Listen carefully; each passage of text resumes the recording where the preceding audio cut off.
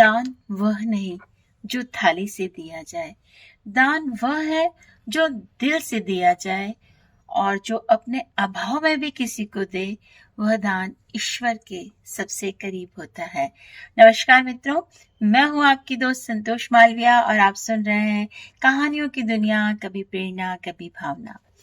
आज की हमारी कहानी का शीर्षक है दान की महिमा। तो चलिए सुनते हैं आज की कहानी। एक बार भगवान बुद्ध का पाटलिपुत्र में शुभागमन हुआ तो हर व्यक्ति अपनी सांपत्तिक स्थिति के अनुसार उन्हें उपहार देने की योजना बनाने लगा। राजा बिंबिसार ने भी कीमती हीरे, मोती और रत्न उन्हें पेश किए। बुद्धदेव ने सबको एक हाथ से स्वीकार किया।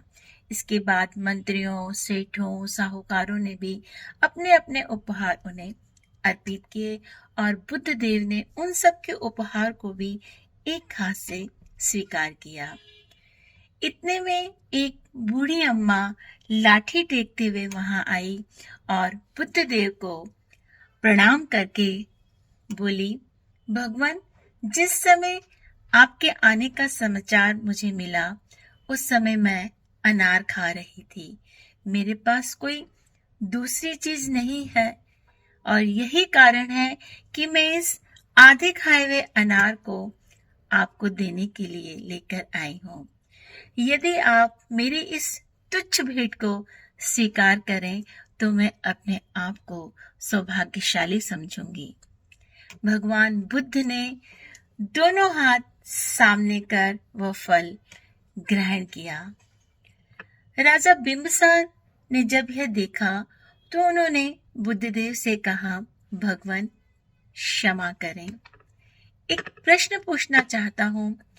हम सब ने आपको कीमती और बड़े बड़े उपहार दिए जिन्हें आपने एक हाथ से ग्रहण किया, लेकिन इस बूढ़ी माँ द्वारा दिए गए छोटे एवं जूठे फल को आपने दोनों हाथों से ग्रहण किया, ऐसा क्यों? यह सुनकर बुद्धदेव मुस्कुराए और बोले, राजन, आप सब ने अवश्य मुझे बहुमूल्य उपहार दिए, किंतु यह सब आपकी संपत्ति का एक छोटा सा अंश है। आपने यह दान गरीबों और दीनों की भलाई के लिए नहीं दिया, इसलिए आपका यह दान सात्विक दान की श्रेणी में नहीं आता है। इसके विपरीत इस बूढ़ी माँ ने अपने मुंह का कौर भी मुझे दे डाला।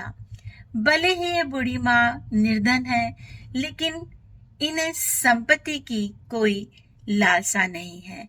यही कारण है कि मैंने इनका दान खुले हृदय और दोनों हाथों से स्वीकार किया है।